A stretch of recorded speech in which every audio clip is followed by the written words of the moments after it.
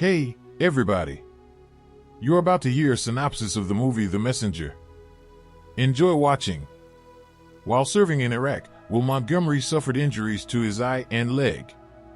A girl met him outside the hospital with flowers. They slept together and then went to dinner at a restaurant. And there, during the conversation, we realized that while Will was at war, Kelly was engaged to another man. Will is grateful that Kelly met him and jokingly asked him to say hello to the fiancé Alan, and although the whole evening the guy was ironic, he is very offended that everything turned out this way. Sergeant Montgomery is summoned by Colonel Dorsett. He has a new assignment and the opportunity to fulfill the most honorable duty to the country. He is sent to the detachment by a casualty report. He is brought up to date by Captain Stone. This job requires a strong character. Some guys start stuttering and confusing names, sometimes even crying. It's important to be clear. No, we're lost or gone. One grandmother so decided that her grandson went over to the enemy side and became a traitor. Only killed or dead. They only come to the next of kin, no friends or mistresses. You can't touch relatives unless you need medical attention. So no hugging. It's also important to notify loved ones within the first 24 hours of identity confirmation. Ideally within the first 4 hours, they need to hear about the loss from them, not the morning news. That's why Montgomery should always have his pager with him. During the night the first message arrived on it. Putting on his dark glasses, Will began to study the manual. Stone continues to teach the sergeant to never park near the house before the relatives have time to realize something. The call is short, but a knock is better. Considering some have guns, no good morning, what a good morning it is. Now they want Mrs. Burrell, but the dead man's girlfriend answered the door. They won't talk to her, even though Monica is pregnant. The young couple were about to be married. After waiting 30 seconds, Will and Stone left. Monica didn't realize what was going on until the end and then burst into loud tears. Stone approached the soldier's mother and told her that her son had blown up on a landmine and was immediately slapped in the face. Both women screamed and cried. Will is in a stupor. After his first day on the job, he decides to have a drink. Stone admits that he is a former alcoholic, also reasoning that when the children go to war they are told to be prepared for anything, but they never listen. They hang flags and applaud, and then bullets fly. Soldiers die, and it's such a shock to them. To get people used to it, all funerals should be televised. Will told Kelly, who he'd been with since he was a kid, but when he was sent off to war, he just told her she was free. So that Stone wouldn't come knocking on her door one day. At home, Will is always sitting in semi-darkness and doing stuff. Waiting for the next message, but this time Stone called, out of nothing to do. He has a hard time sleeping at night, especially after notifying his relatives. During their conversation, a work-related message came in. It was time for them to move out. Stone had to kick the girl out of the house in the middle of the night. Tonight says Will wanted to. If anything, they're going to the man, he might as well hit. There's dog barking coming from the house. Knocking twice and calling the officers were about to leave, but then Dale Martin came out from behind the house. Will immediately began to make a prepared speech. Dale's son was killed yesterday by a sniper's shot. Death was instantaneous. The man pointed to the tree he had planted the year his son was born. Dale spat in the sergeant's face and asked why he wasn't there now, and it wasn't him but his son who died. Stone said they had to go, but Dale chased after them and called Will names. He almost had an answer, but Stone held him back. The grief-stricken man was left alone in the car. Will immediately put on his dark glasses, the injury to his eye bothering him more than the injury to his leg. The car with the officers was stopped by a policeman. Supposedly they had run a red light half a kilometer ago. Will explains that they are in a hurry with an important mission, but the cop doesn't stop. Then the guy suggests he break Olivia Peterson's heart himself. Better yet, she'll find out her husband was blown to bits on the local news. Will proves to be extremely persuasive and the cops back off. As the officers put on their berets, the people on the playground quieted down. The worst part of their mission on Christmas Day. They caught Mrs. Peterson in the yard. She immediately asked how it happened. The woman shook hands with the military, apologized for not inviting them into the house. Will suddenly offered to tell her son about the tragedy, but Olivia refused.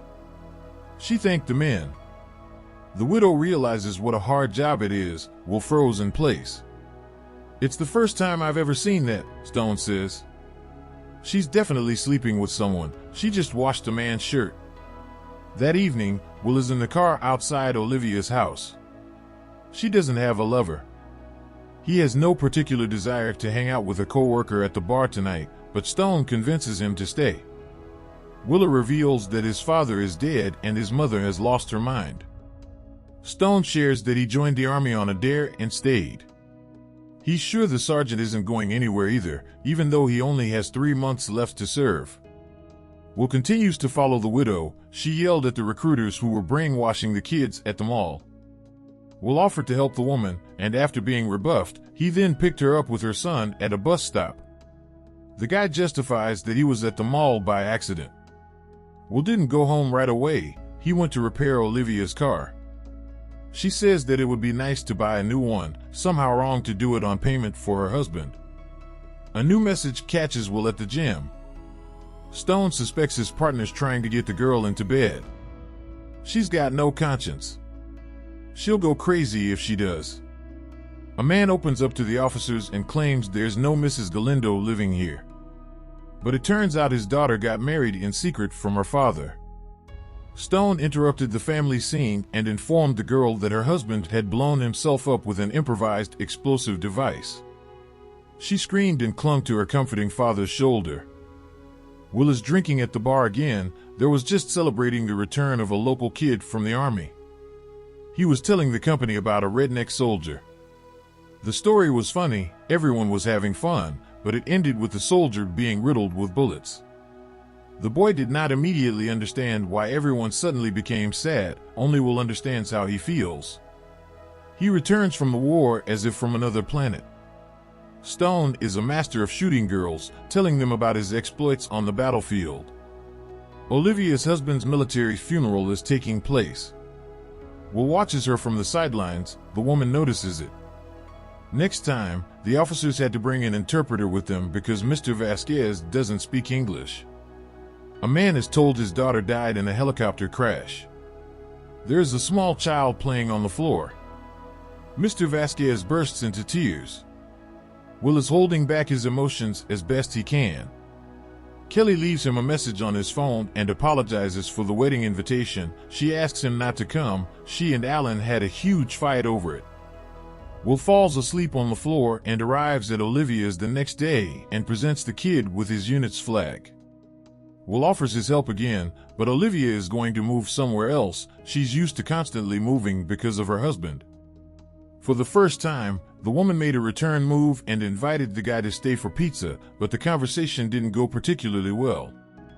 Olivia suggested Will pick up some of her husband's stuff from the warehouse. She wasn't going to pull it all with her anyway. The guy wants to kiss the woman, but she replies that if they are seen, he'll be called a lowlife who took advantage of grief, and she's just a whore. Will tells how he lost his father when he was 10 years old. He crashed while driving drunk. They definitely won't be seen at Olivia's house, so they went there, but the woman has a hard time deciding to even have a first kiss.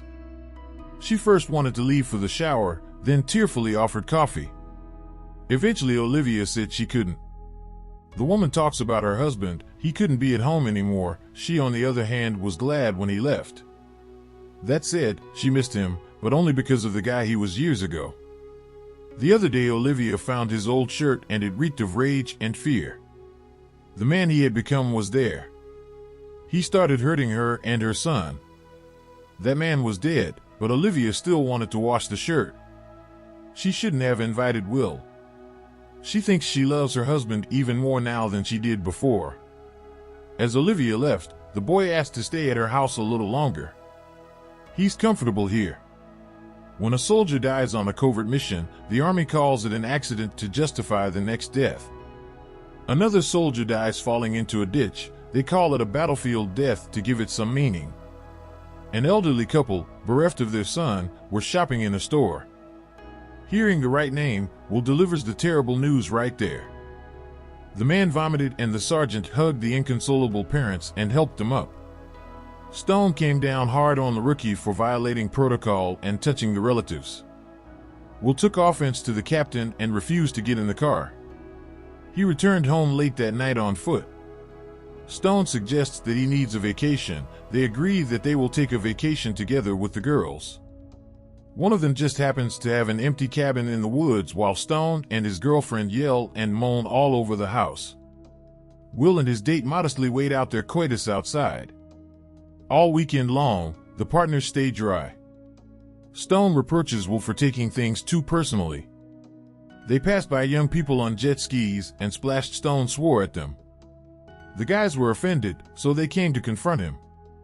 The guys didn't talk long and now they're on their way back to town with bruises. Dirty, wrinkled, and completely drunk, they piled into Kelly's wedding. The men met Alan. Stone took the bearded man out for a drink and left the former couple alone. The girl does not understand what this is all about. Getting drunk during the banquet, Will decided to raise a toast, but Alan interrupted him and raised a toast to the military. Will congratulated the young in the style of handing over a funeral, sang a dirty song with Stone, and shouted from the heart. Afterward, the partners started playing war games. In the parking lot, Will fell asleep in the car, and Stone generally passed out right on the ground in the woods. The sergeant advises him to finally retire, but the colonel is unlikely to let him go. He saved his life by not giving him a drink. He's property of the army. Also, the captain admits that he lied about his baptism of fire. He did not see war. Dale Martin was waiting outside Montgomery's house. He says that the last words he heard from his son were to see him next week. Dale sincerely apologizes and shakes Will's hand. At home, Willa tells a friend how he was wounded. During a city battle, how homemade bombs exploded in front of him. How half of a soldier's face fell off, how he saved 2 boys who were still very green, and how he saw Derek lying in the street being shot at. Will tore toward him and pulled him aside. His leg remained in another neighborhood. Will shoved the wounded man under the car and suddenly a bomb that was lying there exploded under Derek. Will was covered in the meat of his comrade. The sergeant woke up in the hospital, where he was called a hero for the first time. But what a hero he was, because he was the one who put the soldier on the bomb. When his eye was patched up, Will climbed to the roof of the hospital in the middle of the night and stood on its edge. But that's where he calmed down. "Why didn't you jump?" Stone asked. Stone had run out of alcohol, now only Pepsi. Unexpectedly, he cried bitterly. Olivia had already packed everything. Will drove up to her house and asked which state she and her son were moving to.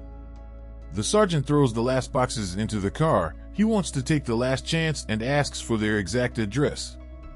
He'll be sure to visit them. Olivia doesn't know yet and suggests he go inside.